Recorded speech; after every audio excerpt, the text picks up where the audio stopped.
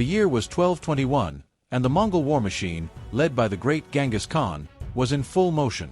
Having already dismantled the vast Khwarazmian Empire piece by piece, Genghis Khan sent his most formidable generals, Subutai and Jib, to pursue the fleeing forces of Prince Jalal al-Din, the last hope of Khwarazm's resistance. What followed was a relentless pursuit across the Central Asian plains, culminating in the Battle of the Indus River, a bloody and decisive encounter that left no room for Khwarazmian recovery. In this video, we will delve deep into the build-up to the battle, the tactics and strategies that defined the Mongol victory, and the aftermath that saw Jalal al-Din fleeing to India, leaving the fate of the Khwarazmian Empire forever changed. The story of the Battle of the Indus begins several years earlier, with the rise of the Khwarazmian Empire under Shah Muhammad II. The empire, covering vast territories from Persia to Central Asia, was prosperous and powerful.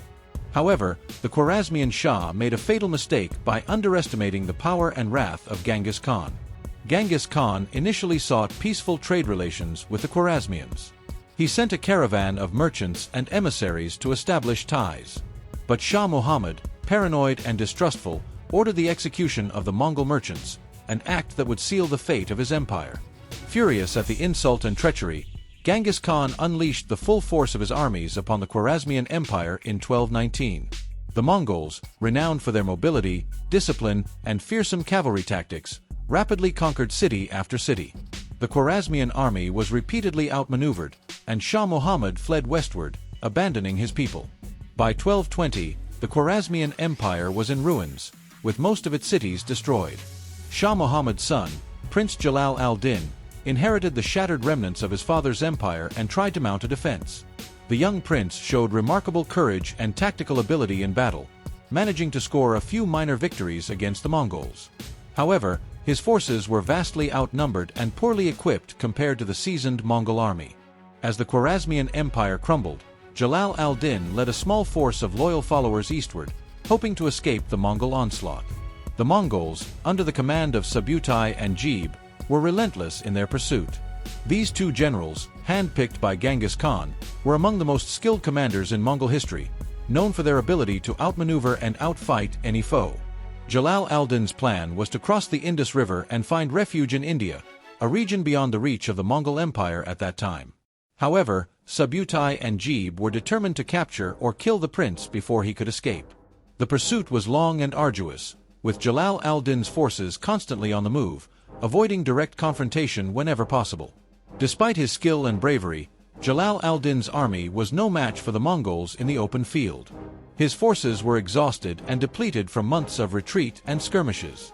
The Mongols, on the other hand, were well rested and supplied, thanks to their efficient logistics and mastery of the steppe environment. The final confrontation occurred near the banks of the Indus River in 1221. Jalal al-Din had reached the river with his army and hoped to make a stand before crossing into India. The Mongols, led by Subutai, closed in on the Khwarazmian forces, eager to finish the job. The Indus River formed a natural barrier, but Jalal al-Din's forces were too weak to hold their position for long. The Mongols had superior numbers, cavalry, and mobility. Jalal al-Din, knowing he was outmatched, chose a bold strategy: to launch a surprise attack on the Mongols in a desperate attempt to break through their lines and buy time for his retreat across the river. The battle began with Jalal al-Din's forces charging the Mongol lines in a last-ditch effort. The Khwarazmian soldiers, though valiant, were no match for the disciplined and highly mobile Mongol cavalry. Subutai had anticipated the move and quickly encircled the Khwarazmian forces. The Mongols executed their signature tactic, the feigned retreat, luring a portion of Jalal al-Din's army into a trap. As the Khwarazmians pursued what they thought was a retreating Mongol force, they were suddenly surrounded on all sides by hidden Mongol units. Arrows rained down on the trapped soldiers, and the Mongol cavalry swiftly moved in to finish them off. Despite the dire situation, Jalal al-Din refused to surrender. With a small group of elite soldiers, he fought fiercely to protect his retreat. He is said to have personally engaged in combat, killing several Mongol soldiers. However, the Mongol onslaught was overwhelming, and the Khwarazmian forces were decimated. With his army shattered and no hope of victory, Jalal al-Din made a fateful decision. He rode to the banks of the Indus River and, in a dramatic display of courage, plunged his horse into the water, swimming across to the Indian side. According to legend, Genghis Khan himself, observing the battle from a nearby hill, was impressed by Jalal al-Din's bravery and allowed him to escape, though it is more likely that the Mongols simply could not cross the river at that moment. Jalal al-Din's escape marked the end of the Khwarazmian resistance to the Mongols.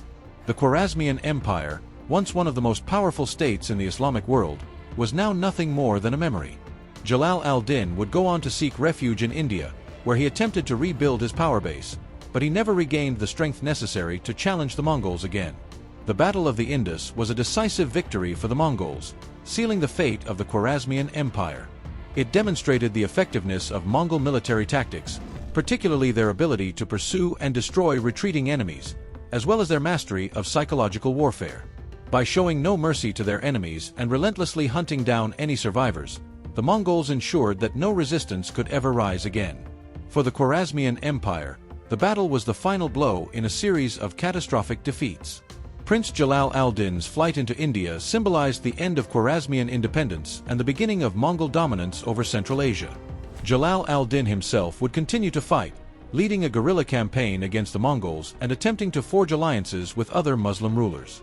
However, his efforts were ultimately in vain, as the Mongols continued their march across the Islamic world, conquering Baghdad and other key cities in the years that followed.